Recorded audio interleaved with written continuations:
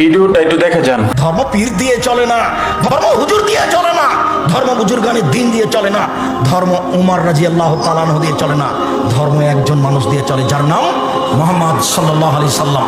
সম্মানিত দিনী ভাই বোন, বলছিলাম কোর্টের বিবাহ বাতিলে কোথায় ঠিক? কোন মহিলার বিবাহ দিতে পারে না। বিবাহের বৈঠক এইদিকে লক্ষ্য করেন, বিবাহের বৈঠক ঘেরা যাবে না, এক গিলাসে শরবত আর এক গিলাসে লবণের পানি এটা করা যাবে না। বিবাহের পরে মেয়েকে ভিতরে নিয়ে গিয়ে বরের পাশে বসিয়ে অনেক গান বলবে, এটা করা যাবে না। কমিউনিটি সেন্টারে মেয়েকে এভাবে বসাবে পুতুল করে, আর সমস্ত মানুষ দেখবে।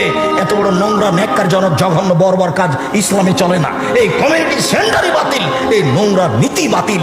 রাসূল সাল্লাল্লাহু আলাইহি সাল্লাম বলছেন, কোন মহিলার গায়ে হলুদ দিয়ে হলুদ মাখাতে পারে না, গায়ে হাত লাগাতে পারে না। আল্লাহ রাসূল বলছেন, লা তুবাশশিরুল মারাতু আল মারাতা, একজন মহিলা আর একজন মহিলার গায়ে হাত লাগাতে পারে না। কেন? লাগালে কি হবে? ফাতানাত আলাইহি জাওজিহা কানু ইয়ানজুরু ইলাইহা, যদি গায়ে হাত লাগায় তাহলে মহিলার হাতটা নরম না শক্ত ও বুঝতে পারবে।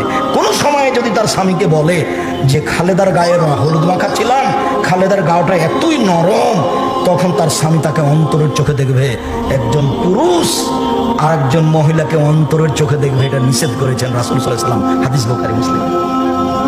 আমি মহিলা কলেজের প্রিন্সিপাল, আমি তাহাজ্জুদ পড়ি। আমি মহিলা স্কুলের হেডমাস্টার।